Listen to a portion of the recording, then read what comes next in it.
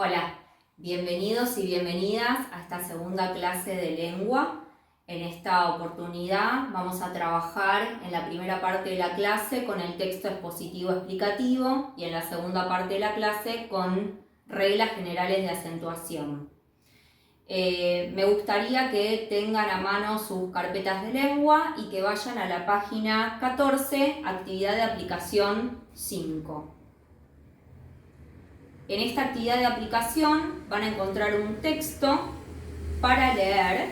Me gustaría que se tomen unos minutos para leerlo y después vamos a resolver entre todos algunas preguntas de comprensión lectora. En este momento les voy a pedir que hagan una pausa en el video y cuando lo terminen de leer, retomen el video. Bueno. Una vez que hayan terminado de leer este texto, me gustaría que pasen a la página 15 y vamos a trabajar con algunas preguntas que vamos a resolver juntos oralmente. La primera dice con qué objetivo les parece que se escribió este texto, ¿sí? Para eso tenemos que identificar cuál fue la intención del emisor al producir este texto. Esto lo podemos conectar, lo podemos relacionar tranquilamente con un tema que ya vimos, que es el de funciones de lenguaje.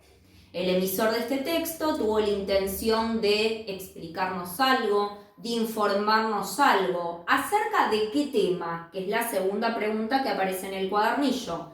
Acerca de el vulcanismo o el fenómeno de los volcanes. En tercer lugar, dice ¿qué tipos textuales reconocemos?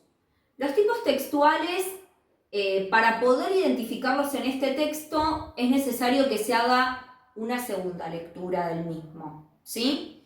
Al realizar una segunda lectura, vamos a encontrar que hay partes explicativas, donde se dan muchas definiciones, por ejemplo, qué son los volcanes activos y qué son los volcanes inactivos, qué es el vulcanismo, dónde se encuentra la zona volcánica en nuestro país. Pero también vamos a encontrar un fragmento que es narrativo. A ver si alguien lo pudo encontrar. Pero van a ver que en el texto hay una pregunta que dice ¿cómo se produjo la erupción? Y a partir de ahí no explica, sino que narra, está contando cómo se produjo la erupción en un determinado caso, que es el del volcán Puyehue, y las consecuencias que trajo para la comunidad. Ahora sí, les voy a pedir que pasemos a la teoría, páginas 62 y 63 de la teoría, para tratar de entender cuáles son las características y los recursos de este tipo textual, ¿sí? Van a ver que yo copié en la pizarra un cuadro. En este cuadro tenemos por un lado las características que son los rasgos de este tipo textual que no pueden faltar. Es lo que hace que este texto sea expositivo explicativo. Por eso todas las características que están aquí enumeradas son obligatorias. Un texto expositivo explicativo primero se define como un conjunto organizado de conocimientos de manera objetiva. ¿Qué era esto de la objetividad? Que es un texto en el que el emisor no incluye ni opiniones, ni sentimientos, ni estados de ánimo. ¿Por qué? Dijimos que el objetivo es informar y explicar. Segunda característica, oraciones breves y claras. Piensen que este texto, como el ejemplo que leímos del vulcanismo, tiene que ser comprensible para cualquier persona. Por eso es totalmente necesario que la explicación sea lo más clara posible. Una de las formas de lograrlo es la construcción de oraciones que sean breves. En tercer lugar, el tiempo verbal. El tiempo presente es el tiempo verbal característico de la explicación porque refiere a hechos, procesos o ideas que no se modifican con el tiempo, que son inalterables.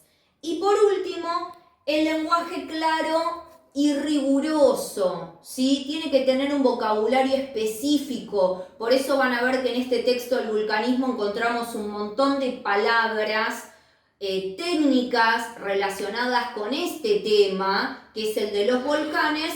Sin embargo, eso no hace que el texto sea incomprensible. Bien, por otra parte tenemos los recursos. Fíjense lo que yo escribí acá, no sé si se logra ver. Dice optativos y entre paréntesis dice herramientas. Piensen que ustedes tienen una caja de herramientas en casa y dependiendo de lo que ustedes quieran arreglar o hacer, es la herramienta que ustedes van a tomar de la caja. Acá ocurre lo mismo. Yo como emisor quiero construir un texto explicativo. Dependiendo del tema que yo quiera explicar, es el recurso que a mí me va a servir.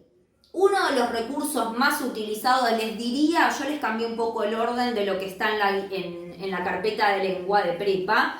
Cambié el orden de los recursos y se los puse estos tres por orden de, digamos, de prioridad o los que son más utilizados, ¿sí? El más utilizado es la definición, el que puse acá en segundo lugar. ¿Por qué? Porque si estamos exponiendo un tema nuevo, seguramente van a aparecer un montón de conceptos nuevos que va a ser necesario definirlos. Piensen en el texto que acabamos de leer. Si yo hablo de los volcanes inactivos y no explico qué significa, probablemente el lector no pueda comprender bien el tema. Entonces es necesario definir, dar definiciones. Yo les puse acá un ejemplo. Un texto es, van a ver que este, por ejemplo, es un verbo que nos permite presentar definiciones. De todas formas van a ver que en la página 63 tienen ejemplos más concretos de cada recurso, que eso les voy a pedir que lo lean tranquilos y si tienen alguna duda me preguntan en la clase de Zoom o le preguntan a sus profes. Otro recurso es la pregunta. Para que esté el recurso de la pregunta tiene que haber formulada una pregunta dentro del texto, como título, como subtítulo o en cualquier parte, ¿sí?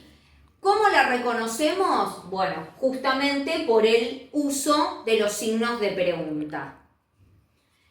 En tercer lugar tenemos los ejemplos. Si yo estoy hablando de volcanes activos en el país, es muy probable que dé ejemplos de cuáles son esos volcanes activos. Si yo estoy hablando, por ejemplo, del tipo textual narrativo, bueno, voy a dar ejemplos de textos narrativos, cuento, novela, mito, leyenda. El ejemplo es muy necesario para poder explicar y que sea clara esa explicación.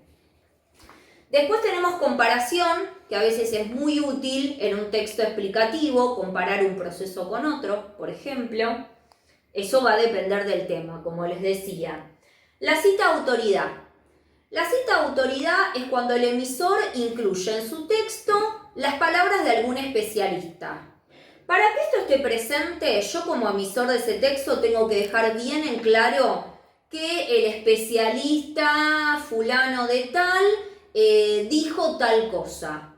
Y cuando yo reproduzco las palabras de ese especialista, tienen que estar encerradas, principio y fin de la cita, con comillas, y tiene que estar aclarado a quién le pertenecen esas palabras, quién es la autoridad o especialista que lo dijo. ¡Ojo! No significa que todo lo que está entre comillas sea una cita de autoridad. Tienen que aprender a analizar, ¿sí?, de acuerdo al texto que tienen, si eso es una cita de autoridad o no.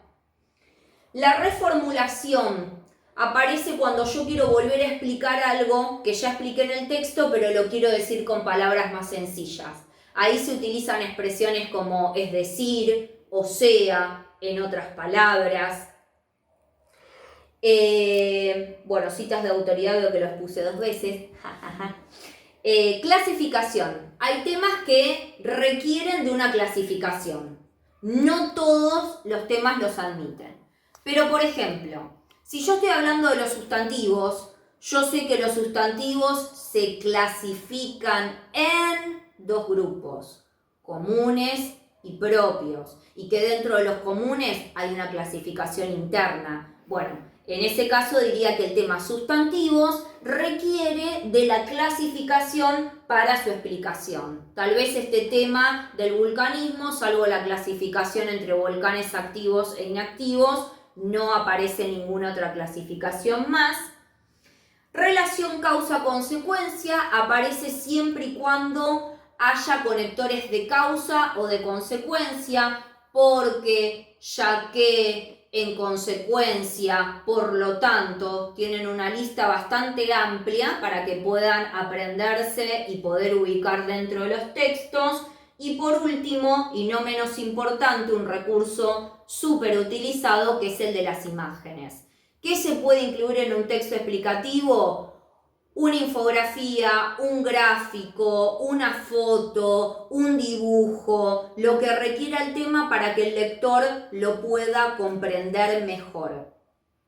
Bueno, con respecto a esta parte del texto expositivo explicativo, lo que les voy a pedir es que ustedes resuelvan la página 15, que sería toda la actividad de aplicación 5 relacionada con este tema del vulcanismo, y que lo suban a la plataforma como lo vienen haciendo para que nosotros los profes de lengua se los podamos corregir.